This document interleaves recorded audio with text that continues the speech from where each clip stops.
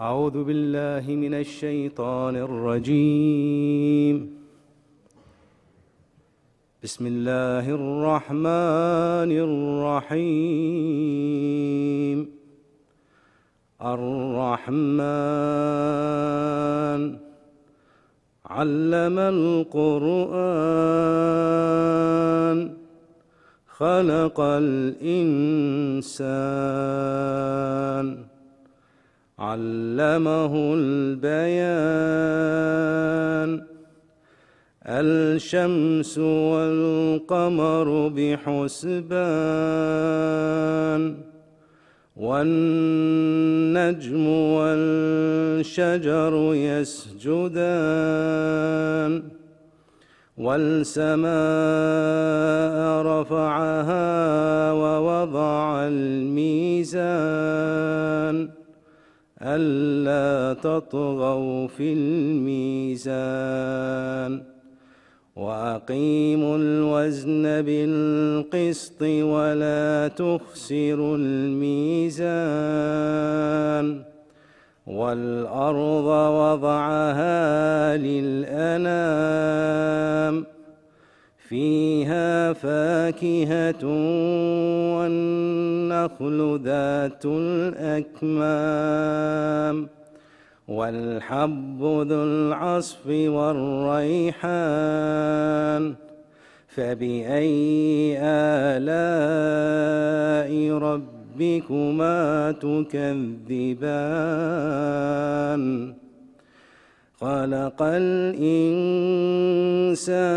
من صلصال كالفخار وخلق الجن من مارج من نار فبأي آلاء ربكما تكذبان رب المشرقين ورب المغربين فبأي آلاء ربكما تكذبان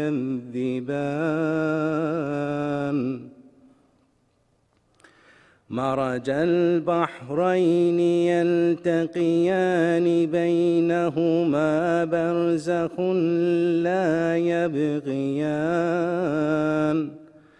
فبأي آلاء ربكما تكذبان يخرج منهما اللؤلؤ والمرجان فبأي آلاء ربكما تكذبان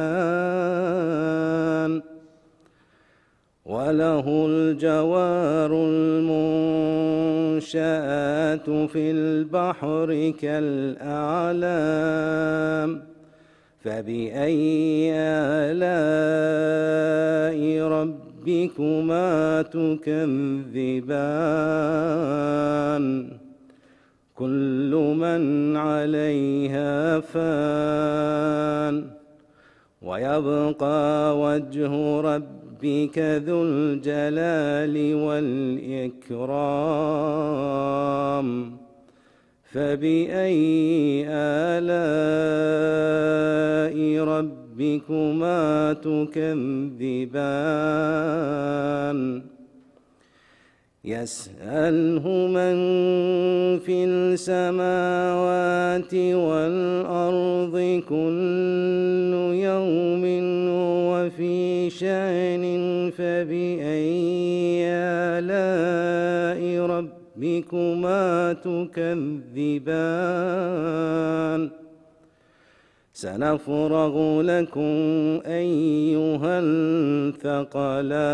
الثقلان فبأي آلاء ربكما تكذبان يا معشر الجن والإنس إن استطعتم أن تنفذوا من أقطار أقطار السماوات والأرض فانفذوا لا تنفذون إلا بسلطان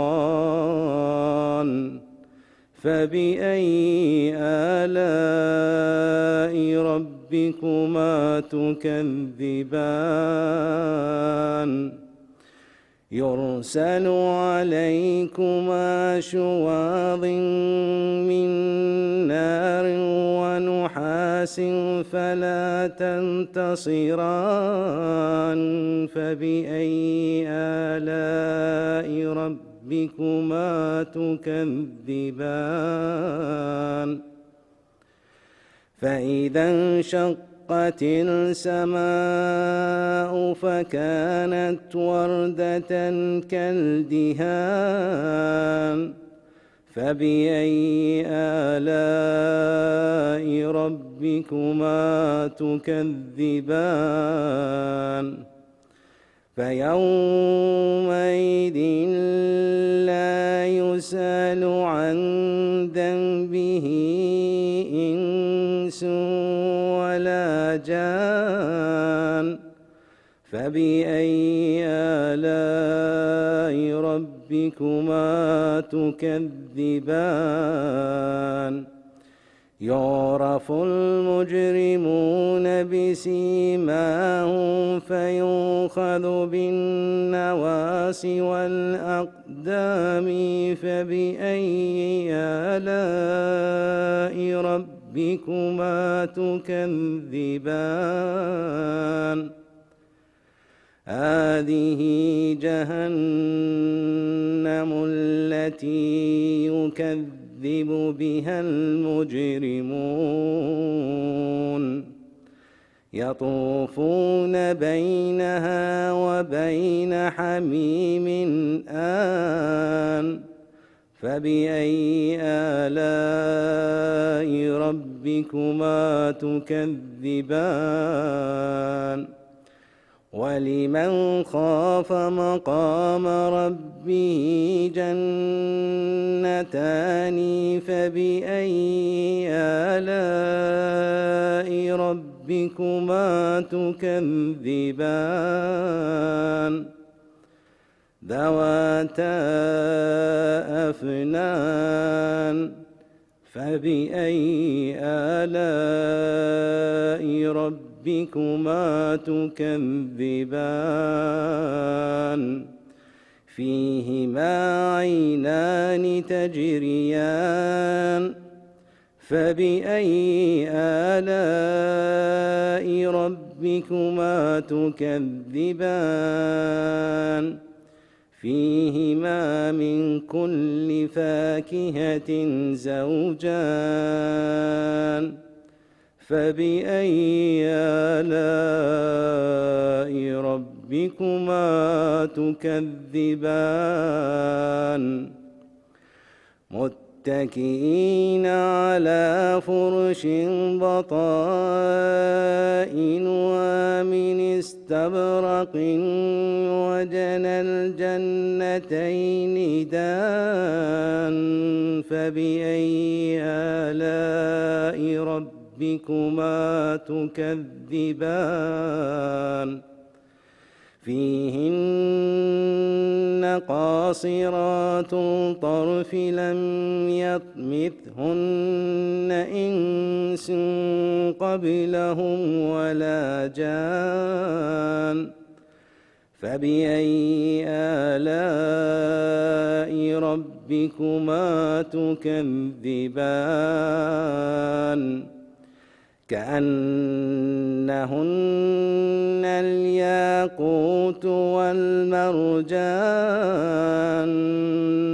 فبأي آلاء ربكما تكذبان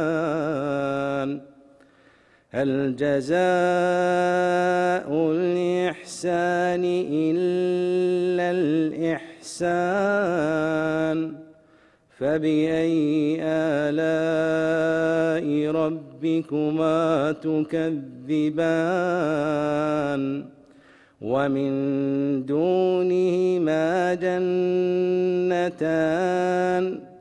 فبأي آلاء ربكما تكذبان مدهامتان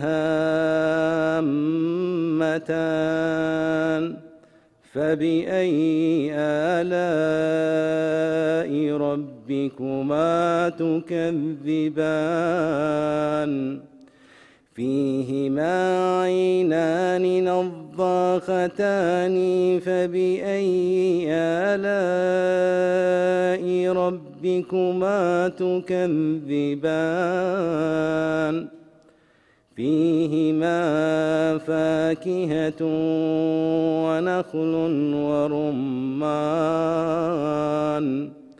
فبأي آلاء ربكما تكذبان فيهن خيرات حسان فبأي آلاء ربكما تكذبان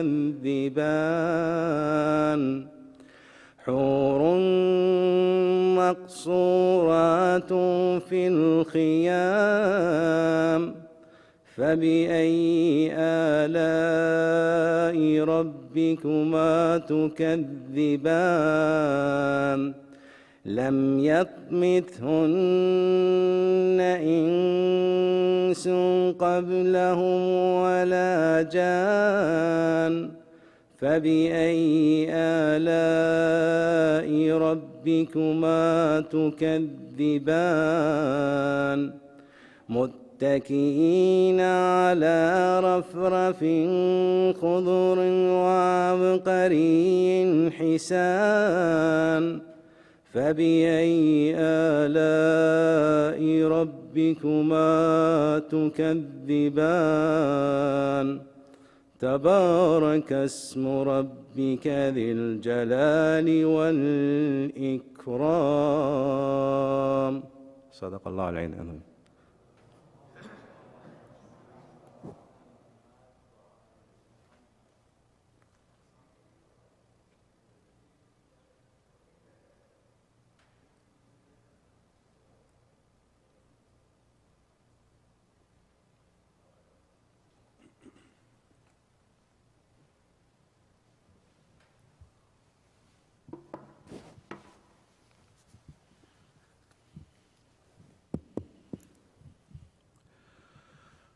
اللهم صل على محمد وآل محمد. بسم الله الرحمن الرحيم. عن فاطمة الزهراء عليها السلام بنت رسول الله أنها قالت دخل علي أبي رسول الله في بعض الأيام فقال السلام عليك يا فاطمة فقلت عليك السلام. قال إني أجد في بدني زعفا فقلت له أعوذك بالله يا عبتاه من الزعف. فقال يا فاطمة ائتني بالكساء اليماني فغطني به. فأتيت بالكساء اليماني فغطيت به وسرت أنظر إليه إذا وجهه يتلاله كأنه البدر في ليلة تمامه وكماله. فما كانت إلا ساعة وإذا بولدي الحسن قد أقبل وقال السلام عليك يا أماه. فقلت وعليك السلام يا قرة عيني وثمرة فؤادي. فقال يا أماه إني أشم عندك راية طيبة كأنها راية جدي رسول الله. فقلت نعم إن جدك تحت الكساء. فأقبل الحسن نحو الكساء وقال: السلام عليك يا جداه يا رسول الله، أتأذن لي أن أدخل معك تحت الكساء؟ فقال: وعليك السلام يا ولدي ويا صاحب هود، قد أذنت لك. فدخل معه تحت الكساء. وما كانت إلا ساعة وإذا بولدي الحسين قد أقبل وقال: السلام عليك يا أماه. فقلت: وعليك السلام يا ولدي ويا قرة عيني وثمرة فؤادي.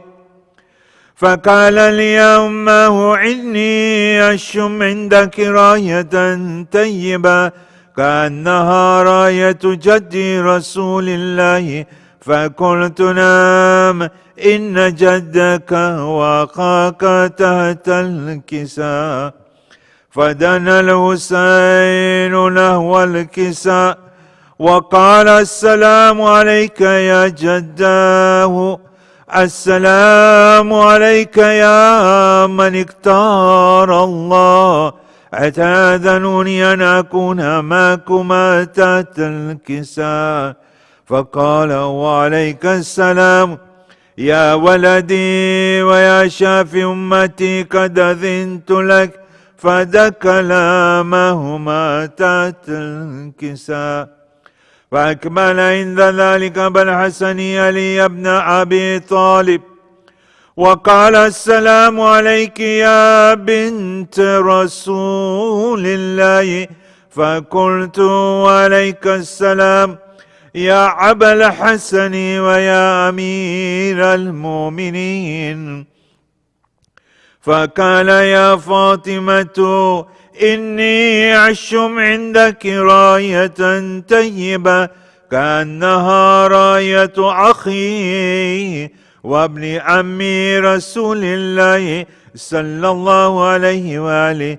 فقلت: نعم، ها هو ما ولديك تحت الكساء.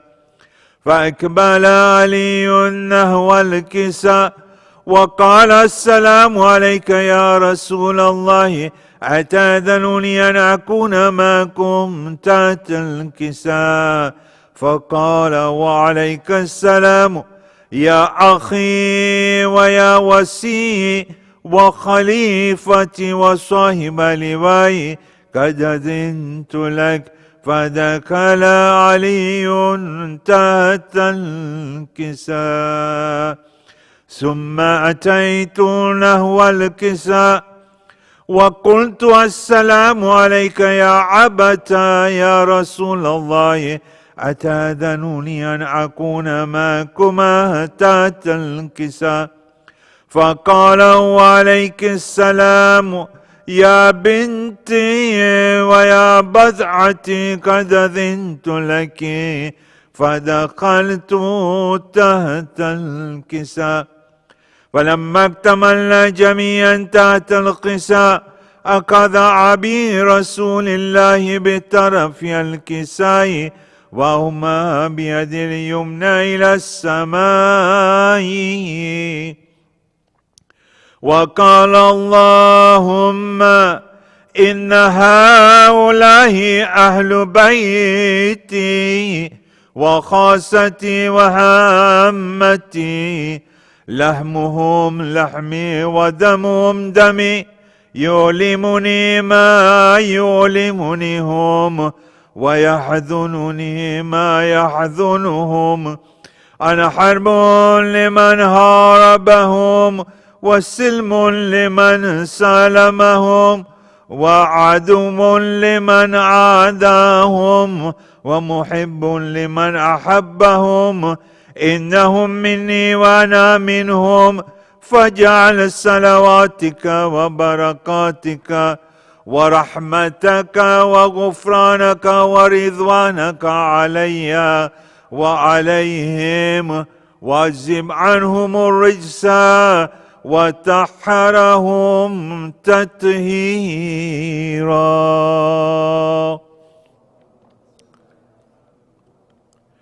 فقال الله عز وجل: يا ملائكتي ويا سكان السماوات، إني ما خلقت سماء مبنيا ولا عرضا مدحيا ولا قمرا منيرا ولا شمسا مضيا ولا فلكا يدور ولا بحرا يجري ولا فلكا يسري في محبة هؤلاء الخمسة الذين هم تحت الكساء. فقال آمين جبرائيل: يا ربي ومن تحت الكساء؟ فقال عز وجل: هم أهل بيت النبوة ومادن الرسالة، هم فاطمة وأبوها وبالها وبنوها.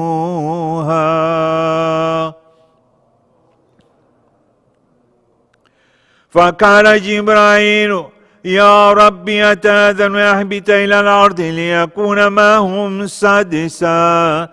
فقال الله: نعم قد أذنت لك.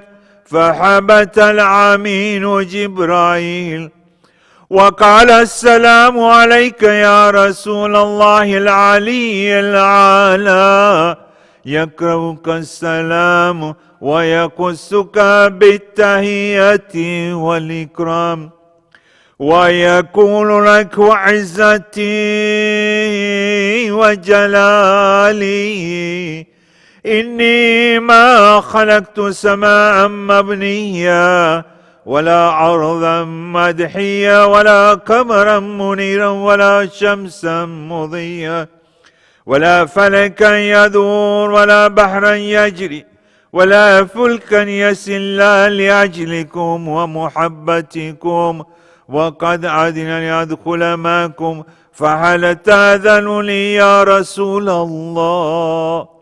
فقال رسول الله: وعليك السلام يا عمين وحي الله، إنه نعم قد أذنت لك. فدخل جبرائيل معنا تحت الكساء فقال: أبي إن الله قد أوحى إليكم يقول: إنما يريد الله ليذهب عنكم الرجس أهل البيت ويطهركم تطهيرا.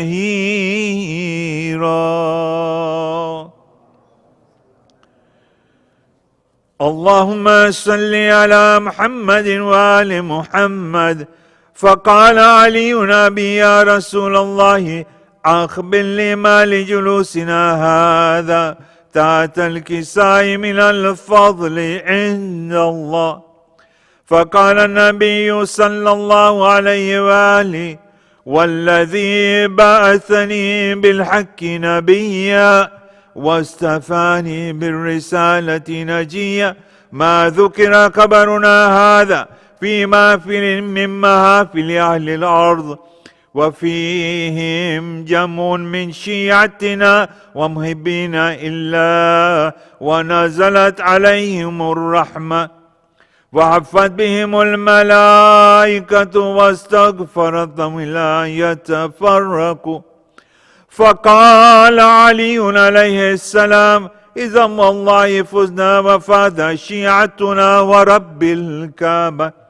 فقال أبي رسول الله صلى الله عليه وآله: يا علي والذي بعثني بلك نبيا واستفاني بالرسالة نجيا، ما ذكر خبرنا هذا في محفل من محافل أهل الأرض، وفيه جمع من شيعتنا ومحبينا، وفيهم محموم إلا وفرج الله حما، ولا مغموم إلا وكشف الله غما، ولا طالب حاجة إلا وقضى الله حاجته. يا الله. فقال علي عليه السلام: إذا والله فزنا وسعدنا، وكذلك شيعتنا فازوا وسعدوا في الدنيا والآخرة ورب الكعبة. اللهم صل على محمد وآل محمد. سورة المباركة الفاتحة.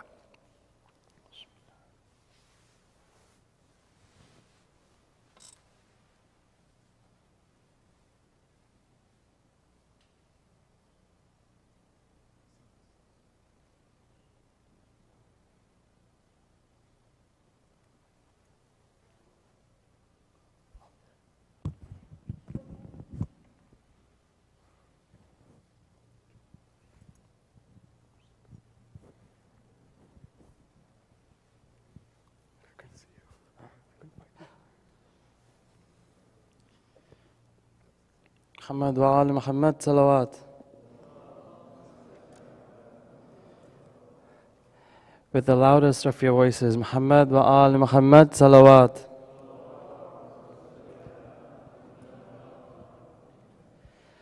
Ya Imam Raza,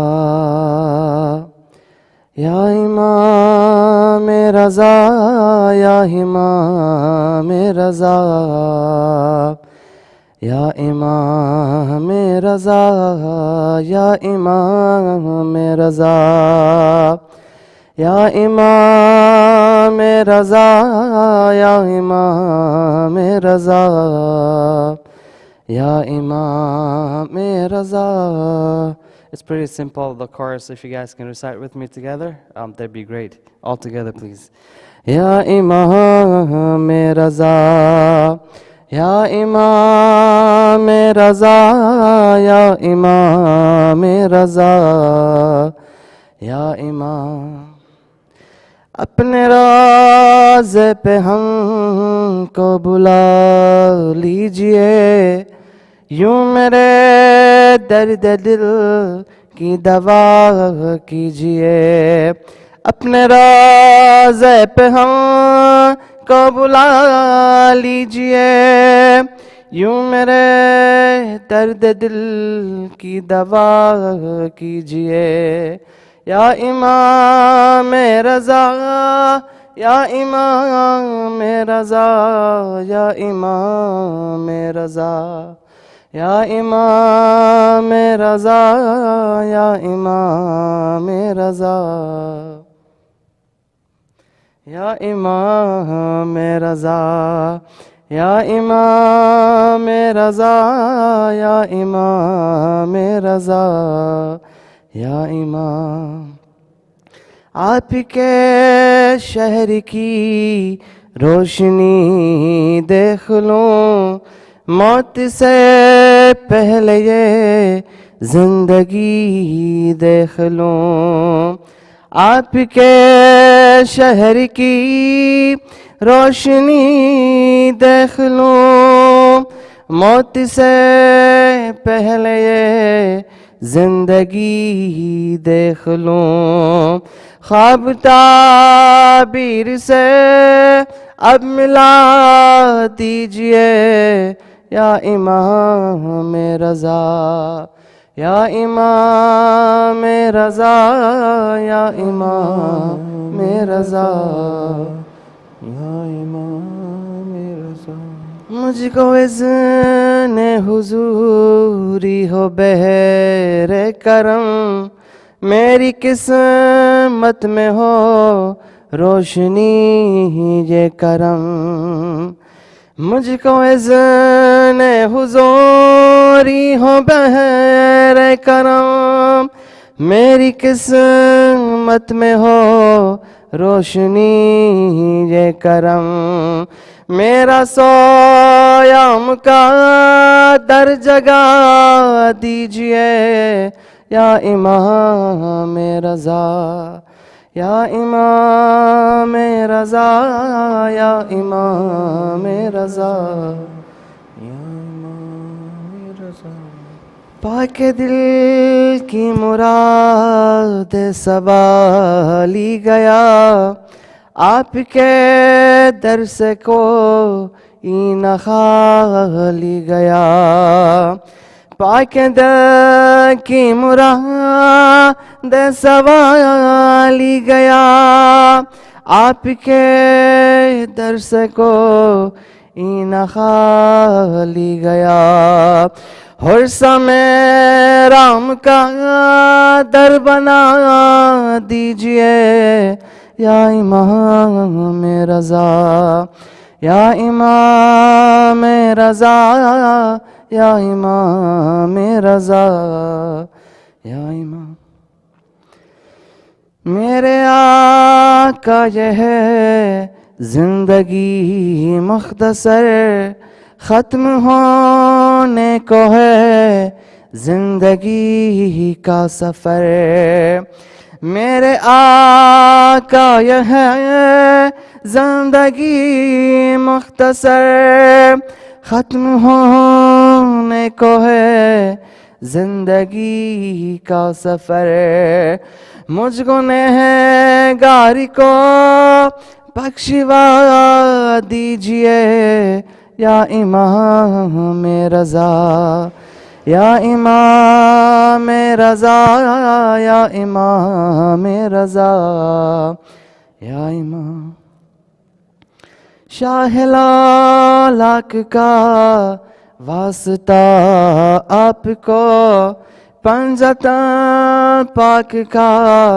واسطہ آپ کو شاہ لالاک کا واسطہ آپ کو پنجتن پاک کا واسطہ آپ کو جو ہے بیمار کو شفا دیجئے یا امام رضا یا امام رضا یا امام رضا یا امام رضا اپنے روضے پہ ہم کو بلا لیجئے یوں میرے درد دل کی دوا کیجئے یا امام رضا یا امام رضا یا امام رضا یا امام رضا یا امام رضا یا امام رضا محمد وآل محمد صلوات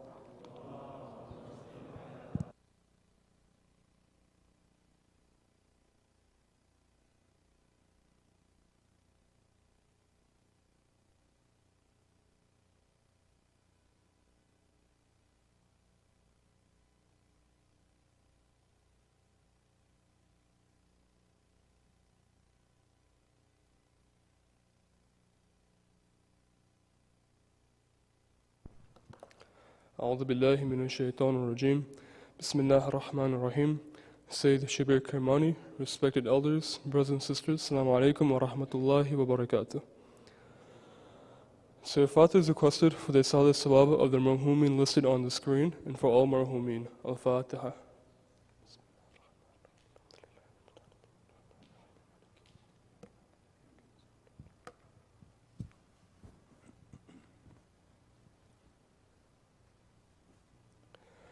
Ayyamun Yujibu is requested for the names listed on the screen and for all those in need here and elsewhere. Bismillahir Rahmanir Rahim. أما يجيب المضطر إذا دعاه يكشف السوء أما يجيب المضطر إذا دعاه يكشف السوء أما يجيب المضطر إذا دعاه يكشف السوء أما يجيب المضطر إذا دعاه يكشف السوء أما يجيب المضطر إذا دعاه يكشف السوء. Weekend Islamic School 2021-2022. The enrollment for the 21-22 madrasa year at Masjid Hayy is now open. This includes both the children's program, pre-K to grade 12, age 4+, and the adult learning program. Deadline to register is July 11th, and the first day of classes will be Saturday, August 28th.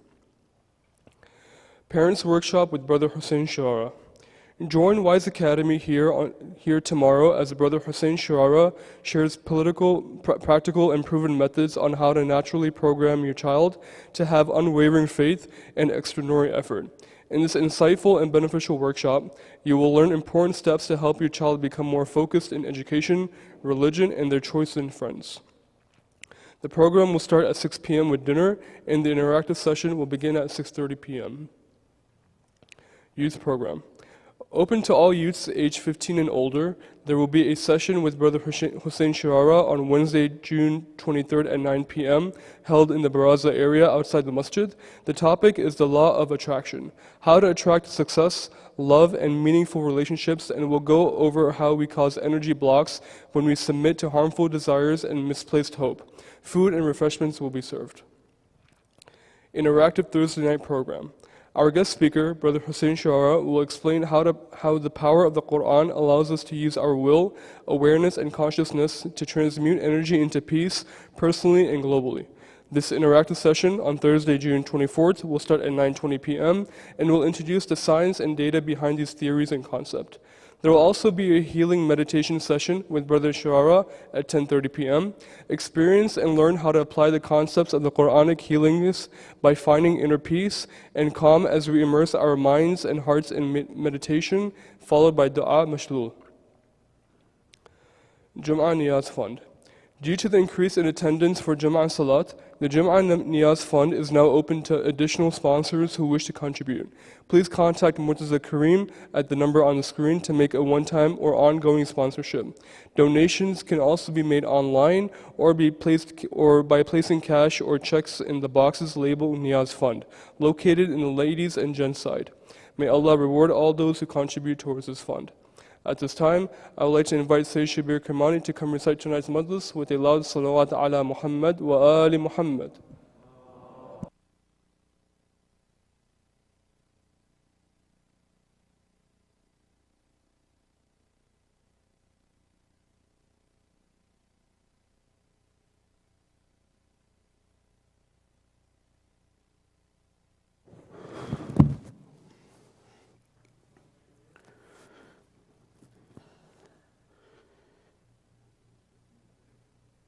أعوذ بالله من الشيطان اللعين الرجيم بسم الله الرحمن الرحيم فوض أمري إلى الله إن الله بصير بالعباد ولا حول ولا قوة إلا بالله العلي العظيم حسبنا الله ونعم الوكيل ونعم المولى ونعم النصير والصلاة والسلام والتحية والإكرام على الرسول المسدد المصطفى الأمجد المحمود الأحمد الذي سمي في السماء بأحمد وفي الأرض بأبي القاسم محمد اللهم صل على محمد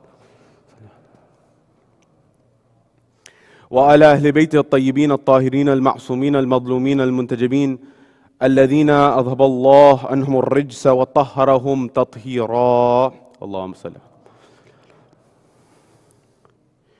وقل رب اشرح لي صدري ويسر لي أمري واحلل عقدة من لساني يفقه قولي أما بعد قال الله تبارك وتعالى في كتابه الكريم بسم الله الرحمن الرحيم قل لا أسألكم عليه أجرا إلا المودة في القربى صدق الله العلي العظيم زينوا مجالسكم بالصلوات على محمد وآل محمد اللهم صل على محمد وآل محمد. My respected elders, brothers and sisters in Iman here in Florida or across the globe, wherever you're hearing my voice, Salamun alaikum jami'an wa rahmatullahi wa barakatuh.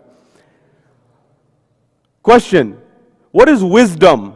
Keep that question in the back of your mind, inshallah, we will return to it. We're told there's a moment in time where Ma'mun al-Abbasi is sitting in his court. When he's sitting in his court, he has just ascended to the throne. When he's sitting on the throne, he begins to have a conversation with his wazirs, his advisors. And he says to them, I have now ascended to the throne. His father had just died. Harun al-Abbasi had just died. He said, I have now ascended to the throne. I have a question for you. He said, what's the question? The wazirs are there to advise and answer the questions. He said, who is a threat to my rule? Who is a threat to my dominion? who is a threat to me ruling over this place and this empire? The wazirs came back and they responded. They said, there's a few individuals who may be a threat to you. Said, who? He said, number one is a wazir of yours, another one, not one of us, but another one who's an advisor, who's very intelligent, and he knows how to play this game, and he can take your place. Said, very well. Who else? He says, second and perhaps the most likely candidate is your own brother Amin, your father's son. Amin, your brother. He is most likely to be a threat to you. He said, don't worry about him, I'll take care of him. He said, who else? He said, there's one other person, the wazir's advised. He said, who? His name is Ali. Ali who? Ali ibn Musa al-Ridha. Said, who's that? What's his deal? He says, he is the Imam of the Shia. So where is he? He's in Medina. He said, what threat does he pose? He said, does he have wealth? Does he have the property? Does he have a dominion? Does he have an empire? What does he have? No, he has none of that. So what does he have? He has the love of the people in his hearts. The people store his love in their hearts. He says, well, how is that? Anyone who sees him, who witnesses, who spends time with him, is attracted to him. He said, well, very well. Bring him here. This is the Imam who you and I are here to commemorate his Wiladat, Imam Ali ibn Musa al-Ridha. An Imam who has made an immense contribution not only to Shiaism, not only to Islam, but to the world. And you may ask why, and inshallah we'll come to that. But this is that Imam who is known as Alim Ali Muhammad, that is, the scholar of the holy household. A household in which there is Ja'far al-Sadiq, a household in which there is Imam Zainul Abidin, a household in which there are all of Baqir, there are the likes of Baqir al-Ulum, there's the likes of Ja'far al-Sadiq, there is Ali ibn Abi Talib who is Bab Madinatul Ilm. In that household, the alim is this Imam. Why? Because this is that Imam who made the knowledge of the Ahlul Bayt known not only on a local level, no, not only on a national level, but on a global level. You may ask how that is. You see, and what we will see in a moment, is how Islam began to spread and the connections that were global began to be formed during this time, in this period, in this era. And it was the Imam who was at the forefront of making sure that if there was anyone who was telling the right message of Islam, it was Imam al-Ridha alayhi salam, this particular Imam. Therefore, we owe him a tremendous debt of gratitude to this beloved Imam. Number one. But what I want to look at in this brief conversation that we will have, that I will try to keep as succinct as possible, is what was the circumstance of the world at that time historically. What was going on in the world? What was going on in that environment, in Arabia, in Persia, in the Roman Empire, the Byzantines? What was going on in the Far East? And how did all of these relate to what was going on during the time of the Imam, so that you can understand and I can understand what was that circumstance, number one. Number two, how does that circumstance relate to you and I in the 21st century, in the modern age, in the modern world? You will find that the circumstances then were very similar to the circumstances now. And you will find that the principles that were there are still the same as the principles that were now, or the lack thereof, I should say. And this is why it's very important for us as followers of the Ahlul Bayt to be able to see things in a multi-dimensional fashion, as opposed to singular, number one. Number two. Number three, how did the Imam alayhi salam make his knowledge known? Rather, I should say no. How did he make his wisdom known? What's the difference between knowledge and wisdom? And why is wisdom something that takes things to another level? And that is what you and I should strive for. Then I want to look at the fourth level, what are those things that the Imam helped us solve those problems at that time and today? How is the Imam helping you and I? And what is it that can help alleviate some of the greatest challenges and problems that we are facing today in our lives through the wasila and the tawassul of Imam al-Ridha alayhi salam? This is our brief conversation for this evening. Wherever you are, here in Florida or across the globe, wherever you're hearing my voice, from the bottom of your heart, send a salawat on Muhammad wa Ali Muhammad. Allahumma salli ala Muhammad.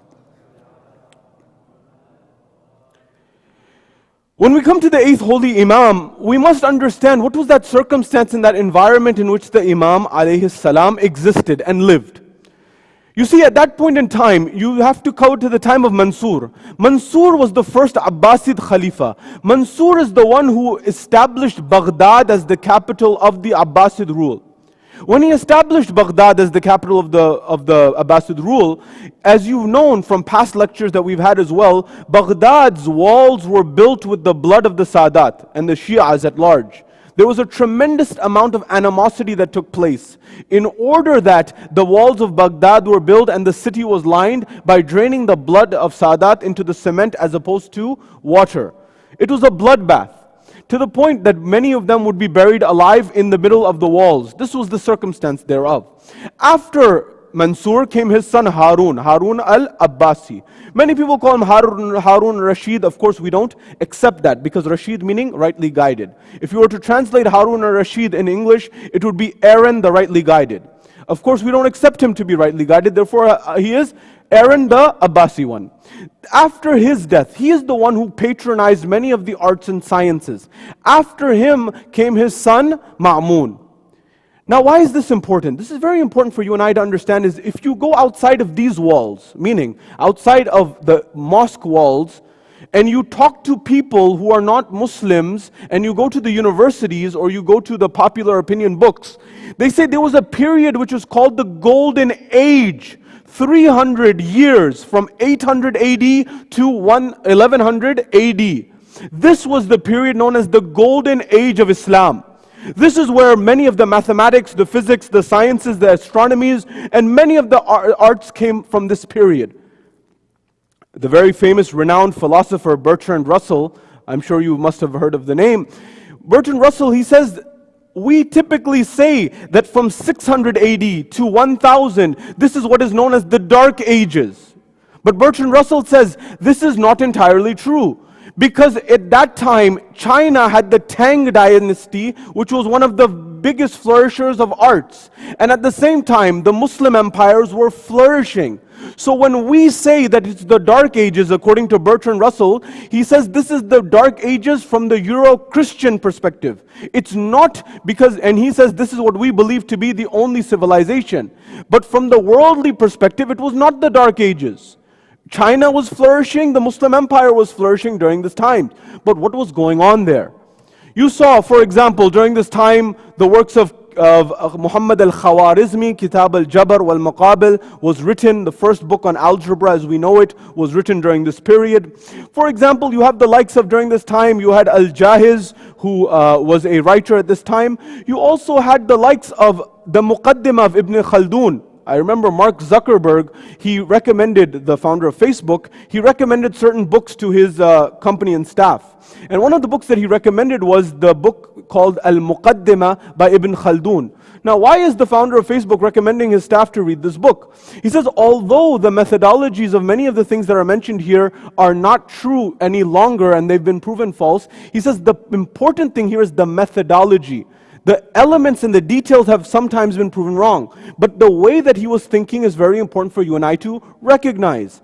And Ibn Khaldun also contributed during this time as well. And you had many other people who were contributing during this time. As you know, algorithm, the word that runs our modern world, for example, if you go to Google, Google runs an algorithm, Facebook runs an algorithm, Instagram runs an algorithm, a repeating computer software, or a repeating process. The word algorithm is a direct Latinization of al-Khawarizmi. Khawarizmi into Latin becomes algorithm. Don't ask me how that happened, but that's what happened. Now, Khawarizmi was the one who wrote Kitab al-Jabr wal-Maqabil, which was the first book on applied mathematics. Now, you may say here, this is fantastic, what a great period, what a great element, but I want to keep something in mind. Note and mark the difference between knowledge and wisdom. You see, if someone asks, and this really ties in with what we mentioned last time about truly educated, what is true knowledge? I'll give you an example. Bear with me on this as I race the clock very quickly. You come to me and say that Umar II was the worst person who ever lived on this planet. Umar II is who? Umar ibn Abdul Aziz, the Umayyad ruler. And you say he's the worst person who ever lived. I say, hold on a second. Umar ibn Abdul Aziz or Umar II is the one who gave Fadak back to the Ahlul Bayt. See, sometimes people hear this and they say, oh, he was the best Umayyad ruler. He's the best person in the world. We should pray for him. Hold on a second. He still didn't give the right back to the Ahlul Bayt, and he sat in the position where the Ahlul Bayt were supposed to be. Do we have that level of seeing things in a multi-dimensional fashion? To be able to say that yes, maybe one thing this individual did was good, or two things, or three things, or whatever that element of what they did was good, but that doesn't necessarily mean that that person in totality is good, or totality is bad. You see, this will help many of our issues that we face in foreign policy, local policy, domestic policy. We sometimes paint people with broad brushes and say this person is all good or all bad. You see, this is the first element of the equation. Now, when we come back to the likes of Ma'mun, Harun, Mansur, this is something that's very important for our world. Yes, knowledge was flourishing during that time from the sciences and the arts. But I want to help you understand what was going on there and also understand what's going on here. Sciences were flourishing, arts were flourishing. That does not necessarily mean that ethics and morality were flourishing. There's a difference. If I come to our modern world, there are some countries in the Far East that are the biggest countries in the world that have developed tremendously economically and pulled 70 million, hundreds of millions of people out of abject poverty. But they still commit atrocities against Muslim minorities. Who's there to speak out? Or for example, if you come to our modern world, there was tremendous development in the 20th century in terms of physics to the point that we were able to establish nuclear energy. We were able to use it to create atomic energy, which was science, but it led to the bombing of Hiroshima and Nagasaki. Was that wisdom? That people are still suffering till this day because of that travesty? You see, knowledge is one thing. Flourishing in sciences is one thing. It's all good at some level. However, you need ethics and morality and wisdom to control that. That's where the Ahlul Bayt come in, the principles and the ethics. What happened when Ma'mun is having this conversation with his henchmen? He says that bring Ali ibn Musa here. Bring Ali ibn Musa to this part of Tus, ultimately in modern day Persia, Marv and the likes. At that point in time, when they sent, he said, look, you told me that he is that person who anyone who sees him, they get attracted to him. So make sure you bring him in secrecy. Cover him, hide him. Make sure that people aren't interacting with him. Otherwise, they'll all be attracted on his way here. You see, at that point in time, they were at one level patronizing the arts and sciences and those were flourishing. But at the same time, they were undermining the Ahlul Bayt. And he's still the person who poisoned the Ahlul Bayt. Imam al-Ridha in particular.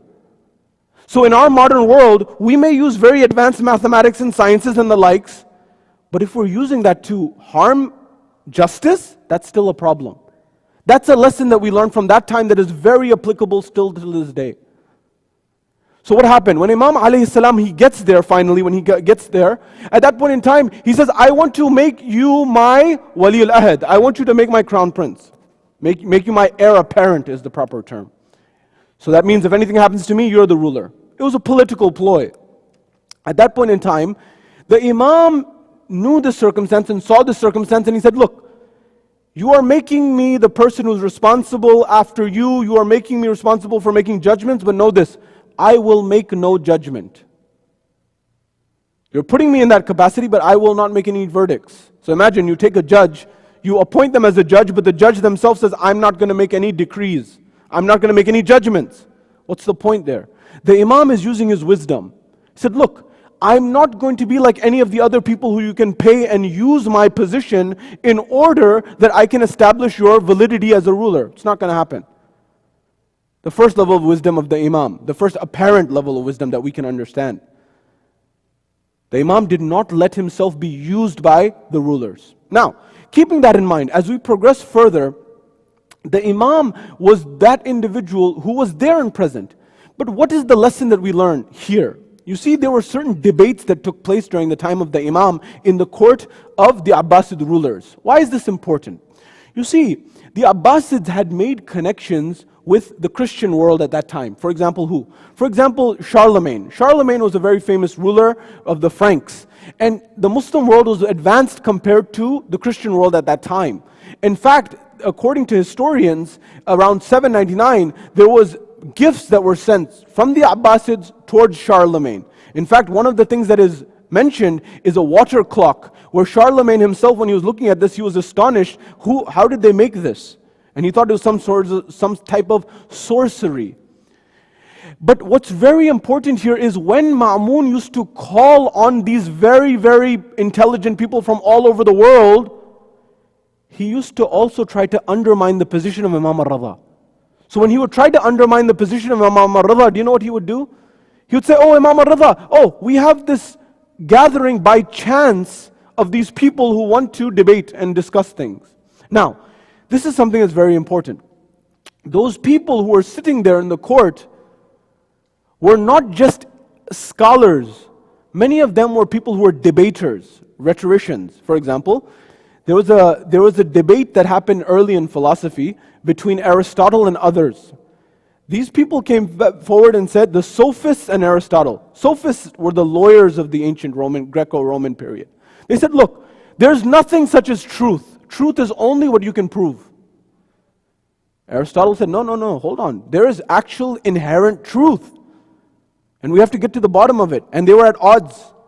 Similarly, the people who were there to debate the Imam were not there to say that what is truth, like an alim.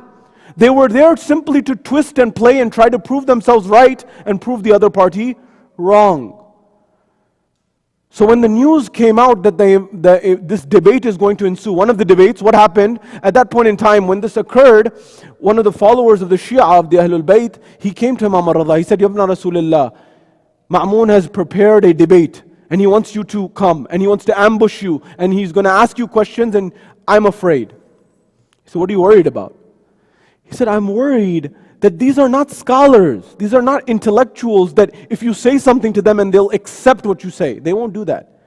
These are people who are debaters, who are rhetoricians, who are people who know how to play with words and people's logic. And they can make people seem like they don't know what they're talking about. I'm afraid. I don't have a doubt in your knowledge. I'm just afraid of the perception. He said, look, you have nothing to worry about. We've been divinely inspired with knowledge. Remember, if you remember what Imam As-Sadiq alayhi salam in the last lecture we talked about, knowledge is a light which Allah illuminates in the heart. Reading is one level, learning is one level, and it's very important. But true knowledge, as per the Ahlul Bayt, is the one that illuminates the heart. So when the Imam alayhi salam got there, as I proceed forward, he found that there were Christians, Jews, Zoroastrians, people from all different faiths that were gathered there. This is what I mean, Alim Ali Muhammad, who brought the knowledge apparent at a global level. People not only from all the different religions, people from different parts of the world.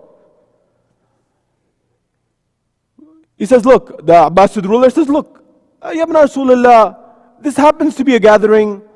They want to discuss things, or would you accept some questions? He says, very well. He said, what questions? At some point in time, they began to have a conversation with the Christians and the Jews and the other faiths.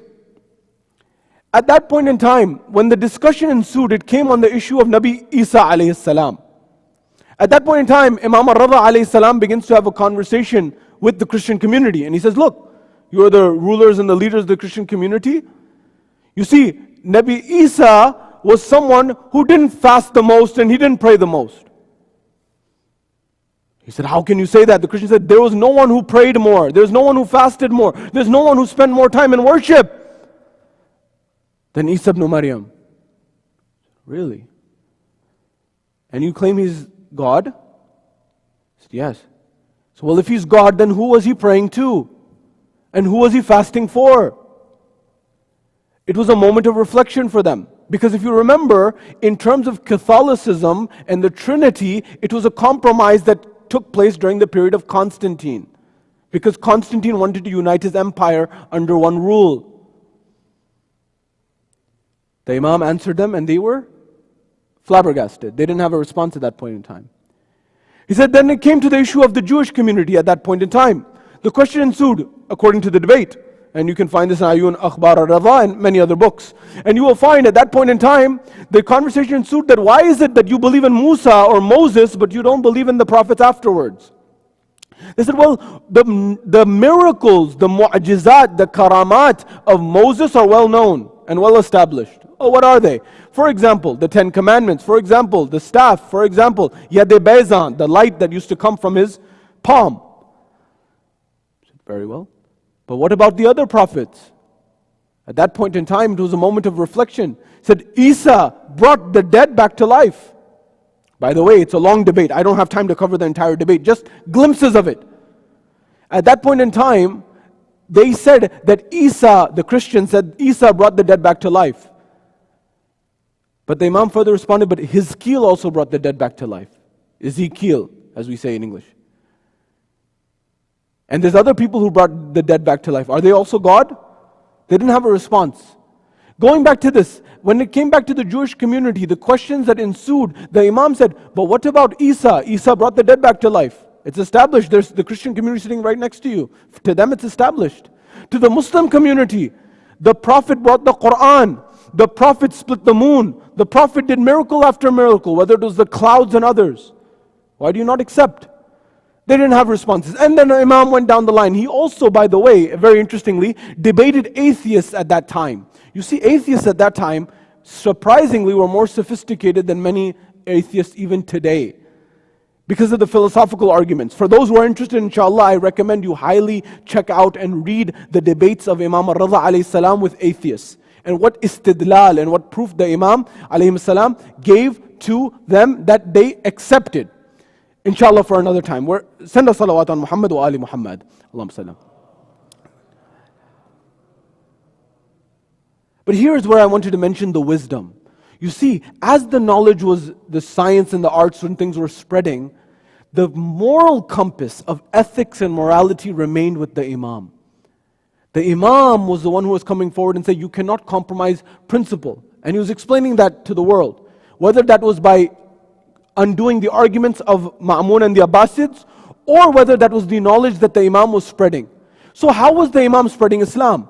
The way he was spreading it was through, for example, there are several ways, but also the akhlaq. For example, a man came to the Imam to ask for some wealth, for some income, from some money. He didn't have any money. Look at the akhlaq, and a lesson for you and I today. When the man, and I'm condensing because it's a longer riwayah, he asked for some income from the Imam. The Imam said, hold on a moment. He went out. He went into the side room. When he went to the side room, he got some money. When he got some money, the Imam didn't hand it to the man straight away. Do you know what he did? He had a curtain there, and he stood behind the curtain and he put his hand out so that the man would not see his face, and then he extended the wealth there. The man took it and left. They said, Yabna Rasulullah, the companions that were there, why did you do that? Look at the akhlaq of the Ahlul Bayt. Look at the ethics, the morality, the integrity. He said, when he came and asked me for money, for income, he didn't have it. I went and got it. But when he came and asked, he asked to my face. He let me see him. And in that process, I saw the anxiety on his face of asking me. He put his integrity and his ego on the line to ask me. I didn't want him to look at my face again and see at that point in time as I had done him a favor. I didn't want him to feel that burden. Do we feel that way? Do we operate that way when we help others? Or are we doing help? Are we extending help in a way? First of all, are we extending help, number one? And if we are extending help, are we doing it in line with how the Ahlul Bayt did? Do you know how detailed the riwayat are with respect to helping and giving and taking care of others and looking after others? Imam Hassan leaves i'tiqaf. He's in the middle of i'tiqaf according to a riwayat that I mentioned to you before. I'tiqaf, you sit in the masjid the whole time. Someone asked him for help. He said, I don't immediately have what you need. He said, Yabna Rasulullah, because he had a debt. The man had a debt. When he had a debt, he said, Yabna Rasulullah, maybe you can talk to the person, and because of your word, he will delay me having to pay him back. He's called in his loan right away. Imam Hassan al-Mujtaba, he gets up from i'tiqaf, goes towards to get his slippers to leave. They say, Yabna Rasulullah, you're in i'tiqaf, you're going to leave? He said, I have heard from my father, who heard from my grandfather, that there is nothing that is better than helping a mu'min in need. What are the akhlaq? What are the ethics? The Imams established that. But now I want to come with something very important. You see, there are certain things that happen in our lives that sometimes we don't know why. Even I come from a mathematics background, some of you have also studied. There's a domain in philosophy and mathematics called heuristics. Heuristics in psychology means one thing, in philosophy means one thing, but also in mathematics, for example, there are some things that are theoretical proofs. There are some things that we know through brute force, in computer science as well. There are things that we know just through brute force. For example, you run a program in a statistical software system, and we don't know the answer, but probabilistically this is what the answer is. Monte Carlo simulations and other things. I'm saying this for our next generation, people who study this at university. We don't necessarily have theoretical frameworks, but because of it happening over and over and over and again and getting these results, we therefore come forward and say, this is most probably the answer. There are also computer theoretical arguments that we don't have the physical system right now, but in the future we may at some time. Why am I saying this? You see, there are karamat and mu'jizat, and I believe this in my heart of hearts. Having studied for years in the academic system, many of you have. But when I go to Karbala, when I go to the ziyarat of the Imams, there is a power there that I can't describe to you. I don't have the words today. But that doesn't mean that in 5, 10, 15, 20, maybe 100 years, we won't have the answer to these things. So don't rule that out. You see, I've given this example numerous times. People's health, people's lack of having children. Some of the biggest problems that people have had in their lives have been solved through these individuals and these personalities. You may ask where, you may ask when. Not very long ago, in Iran, there was a very famous Noha reciter. This is a very well-documented event. A very famous Noha reciter, he would come for the ziyarat and mashhad of Imam al-Ridha alayhi salam. When he would come to the ziyarah of Imam al-Ridha, he would sometimes give a gift to the Imam. Sometimes money, sometimes something else. Sometimes you bring 1,000 toman, 2,000 toman, whatever he had. One time he came to visit the shrine of Imam Ridha alayhi salam, and he brought with him 20,000 toman as a gift that he wanted to give as a gift to the Imam's shrine. When he gets there, he does his ziyarah, he brings the wealth and the income with him, and he leaves it there with the custodian or the individual. He says, look, as he was leaving, he's leaving the shrine, he bumps into an elderly lady. Physically, actually it's a very crowded space, the shrine of Imam Ridha alayhi salam. He bumps into this lady, he apologizes, she gets hurt. He apologizes, I'm so sorry, I wasn't able to protect myself, I wasn't able to stop, I'm sorry I bumped into you, I apologize. She said, it's okay, don't worry. He said, I felt bad. I still didn't feel okay. He said, I had a thought that came in my mind. I said, why not this income that I brought as a gift to the Imam? I always come, inshallah, I'll come again, I'll bring more for the Imam. But this gift that I brought, this 20,000 toman, I'll give to her. He said, it's the least I can do. I bumped into her, I heard her, she's old, she's elderly. He said, I went back and I retrieved the 20,000 toman. And I came back to this elderly lady and I said, oh lady, I harmed you, I hurt you, I really apologize. Here's something I would like to give you. She said, what's this? It's just some income, it's just some money, it's about 20,000 toman. I brought it from Imam Ridha, but I come for the ziyarah of Imam Ridha. Inshallah, I'll come back again and I'll bring more. But this I wanted to give you, because you are a visitor, a zayir of the shrine of Imam Ridha.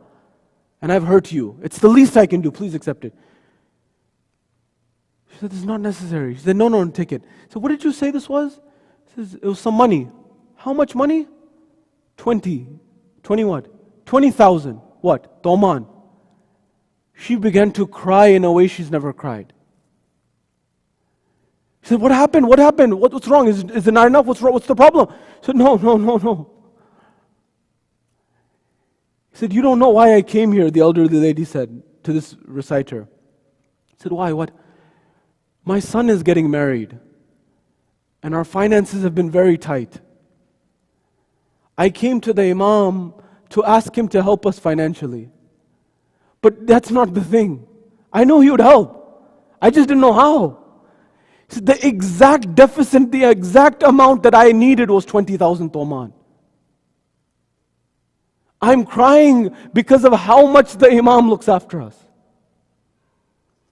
Ayatollah Bahjat, may Allah elevate his soul, his son narrates, Ayatollah Bahjat's son. He said Ayatollah Bahjat had a friend, a colleague of his who was in the Hawza, Ayatollah Fahri.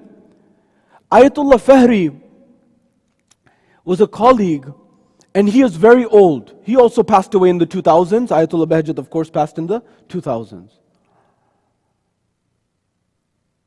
Ayatollah Bahjat's son says, I heard this conversation from my father and his friend. He said, what happened? He said, Ayatollah Fahri, my father's friend and colleague from a young age, he came to visit my father, Ayatollah Bahjat, when they were old, and they were towards their final years. Ayatollah Fahri said, Oh Agha Bahjat, you and I have been friends for many years. We've been very close for many years. But I want to complain to you and I want to say something to you today. He said, what is it? He said, you did not fulfill your responsibility as a friend to me. Ayatollah Bahjat, a spiritual scholar, he's dedicated his whole life to akhlaq and ethics and looking after the rights of people. He's saying, I didn't do my right to you? He said, no. Ayatollah Fahri says, no, you didn't. He said, why? How? He said, you elevated. Ayatollah Fahri says to Ayatollah Bahjat, you elevated to very high heights spiritually. But you didn't take me with you. You didn't take me with you. A friend takes their friend with them. He said, very well. He said, what do you want? He said, I want you to tell me one of the secrets that you know from the Ahlul Bayt that helped you get to this status, that helped you get to this level. He said, very well. He said, I will tell you one thing, and the only reason I'm saying this is because you are saying that I've spent my whole life with you and I did not do what a friend should do for a friend. He said, very well. He said, one time I went to the shrine of Imam Ridha alayhi salam in Masjid. And when I went to the shrine of the Imam, he told me 10 things, of which I will only tell you one. I cannot tell you others. He said, what is it? He said, the Imam told me, according to Ayatollah Bahjat, he's saying to Ayatollah Fahri, he says, look, the Imam told me that of the 10 points, he said, 1 point, anyone who calls on us, the Ahlul Bayt, and asks for shelter, we will not deny them shelter. Now, what does shelter mean? That's another conversation for another day. It could mean housing, it could mean protection in every environment. But remember this, and this is what I wanted to get to as we draw to a conclusion. The chain of the golden chain of the hadith, that when the Imam is in Nishapur, he is coming towards Tus and Khurasan. When he's in Nishapur, 35,000 historians gather and they have their pens and paper ready and they are wanting to see the Imam. And they say, Yabna Rasulullah, tell us something so we may write it down. And the Imam says, the very famous chain, the golden chain, the hadith silsilatul dhahab. He says, I heard from my father who heard from his father all the way down to Rasulullah.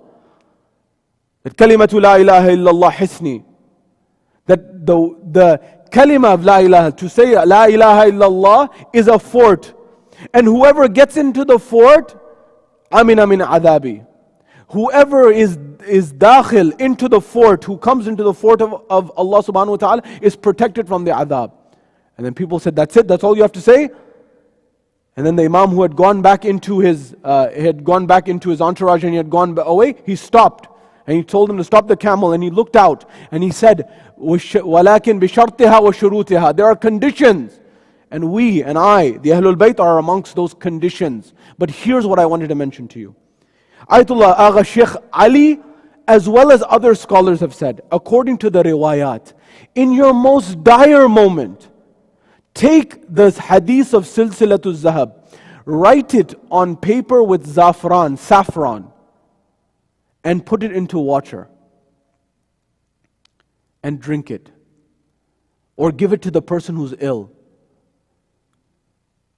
The riwayat say astonishing things, which inshallah, God willing, but that's the solution to many of the problems that you and I are facing. Now the question remains, why is it that these karamat, these mu'jizat, these connections, you and I struggle to have oftentimes?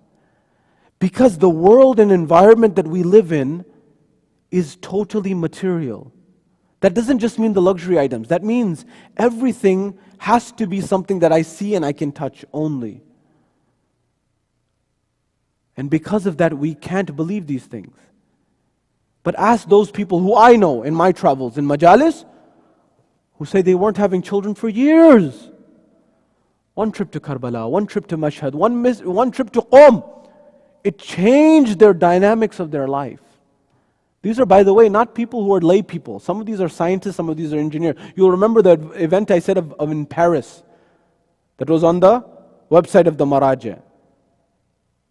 Of people who had the impossible happen. Do we know why? Can we explain today? Perhaps not today, but there will be a time where we're able to explain it, inshallah. As I draw to a conclusion, inshallah, in the final moments, know this. Sheikh Bahai was the individual who helped to design the shrine of Imam al-Ridha in Mashhad about 400 years ago.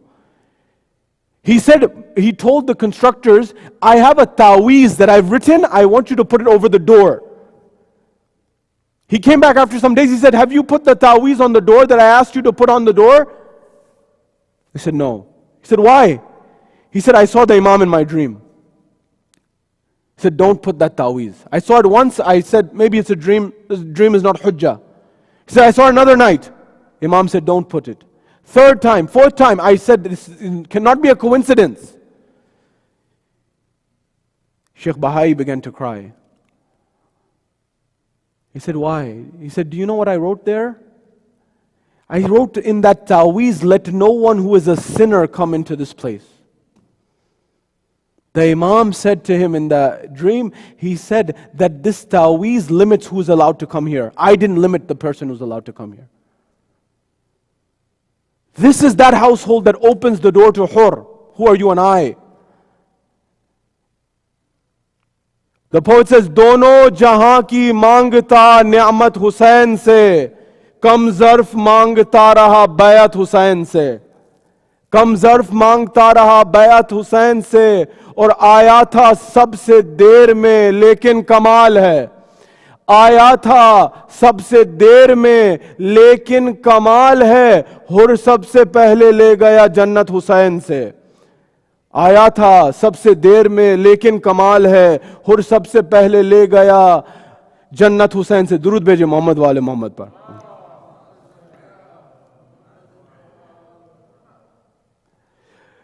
जब भी मैं कुम गया Mashhad की फजा से पहले जब भी मैं कुम गया मशहद की फजा से पहले यूं लगा शाम गया करब बला से पहले यूं लगा शाम गया करब बला से पहले. You see, these are the nights of Bibi Masuma as well as Imam Ridha alayhi salam.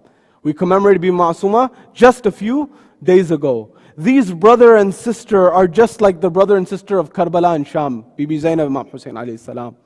We ask Allah subhanahu wa ta'ala to bless this holy gathering. We ask Allah subhanahu wa ta'ala to allow us to learn from the ma'rifah of Imam Ridha alayhi salam and allow us to encapsulate his wisdom as well as knowledge in our lives. And we ask Allah subhanahu wa ta'ala to allow us to be good examples for Shiaism, for Islam at large in this part of the world and wherever we may be. And we ask Allah subhanahu wa ta'ala to cure all those who are ill across the globe, especially from COVID or any illness, Ya Allah. By Imam Musa ibn Ja'far, Ali ibn Musa al-Ridha, Ya Allah, grant them shifa in this night. Anyone who has a financial difficulty, Ya Allah, by Imam Ali ibn Musa al-Ridha, grant them sustenance in this night. And Ya Allah, hasten the reappearance of our Imam and allow us to be amongst his companions when he returns. Wa akhir da'wana alhamdulillahi rabbil alameen. Sallu ala Muhammad wa ali Muhammad. Allahumma salli ala Muhammad.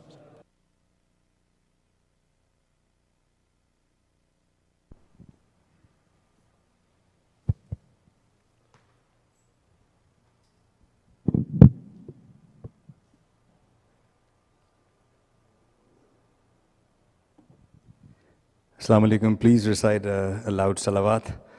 Allahumma salli ala Muhammad wa ali Muhammad. Now, this is a very old, this has been recited many times and it's extremely old recitation, but I just wanted to say a few dialogues. This is sort of a conversation that a moment recorded that he was having with another Muslim brother who obviously didn't, who was not a supporter of Ahl Bayt.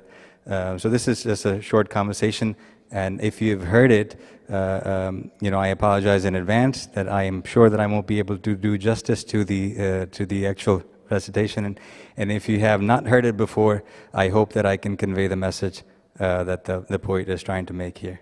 So loud salawat again. Allahumma salli ala Muhammad wa ali Muhammad.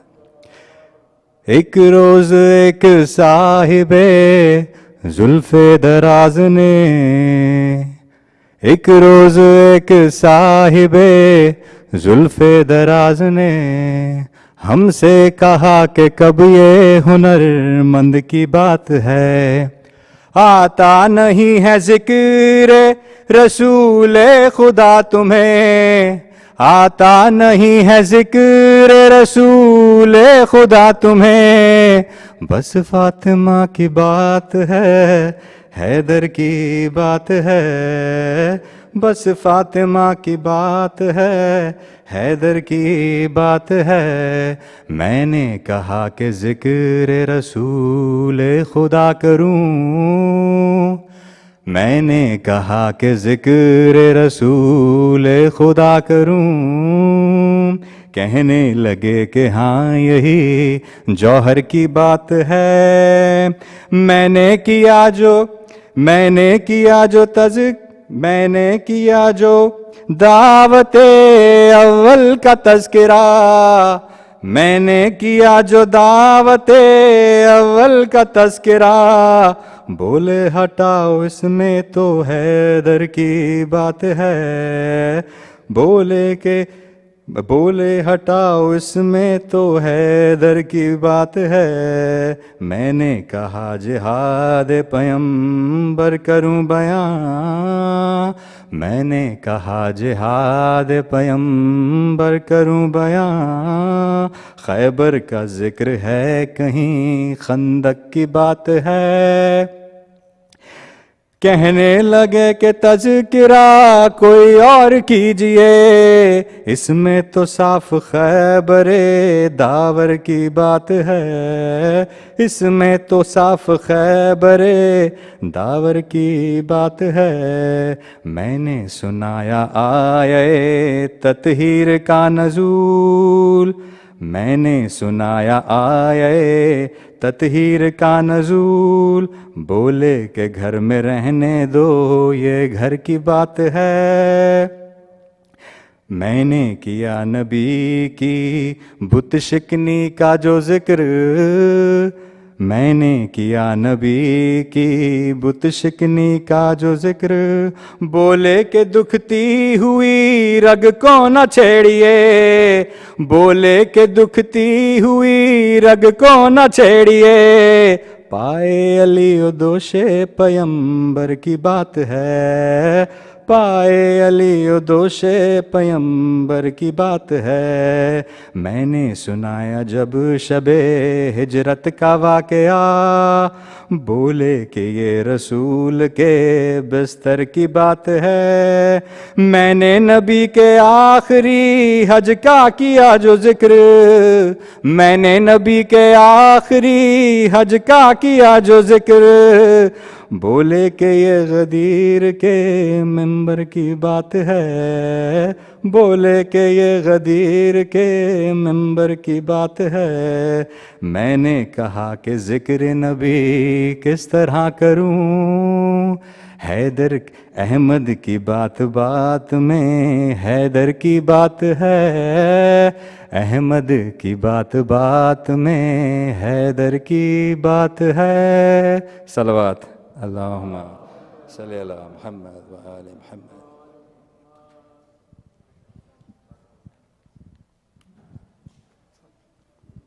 زیارت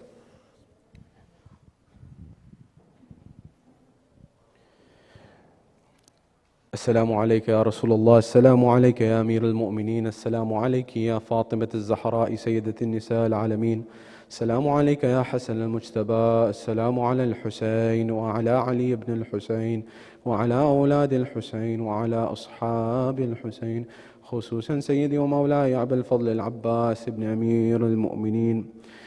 السلام عليك يا تصة المعصومين من ذرية الحسين ورحمة الله وبركاته. السلام عليك يا غريب الغرباء، السلام عليك يا معين الضعفاء والفقراء، السلام عليك يا الشمس الشموس وأنيس النفوس، أيها المدفون بأرض الطوس الراضي بالقدر والقضاء ورحمة الله وبركاته. السلام عليك يا صاحب الأس والزمان، السلام عليك يا خليفة الرحمن، السلام عليك يا إمام الإنس والجان، عجل الله تعالى فرجك وسهل الله مخرجك وظهورك ورحمة الله وبركاته. اللهم صل. اللهم كن لوليك الحجة بن الحسن صلواتك عليه وعلى آبائه في هذه الساعة وفي كل ساعة وليا وحافظا وقائدا وناصرا ودليلا وعينا حتى تسكنه أرضك توعا وتمتعه فيها طويلا برحمتك يا أرحم الراحمين.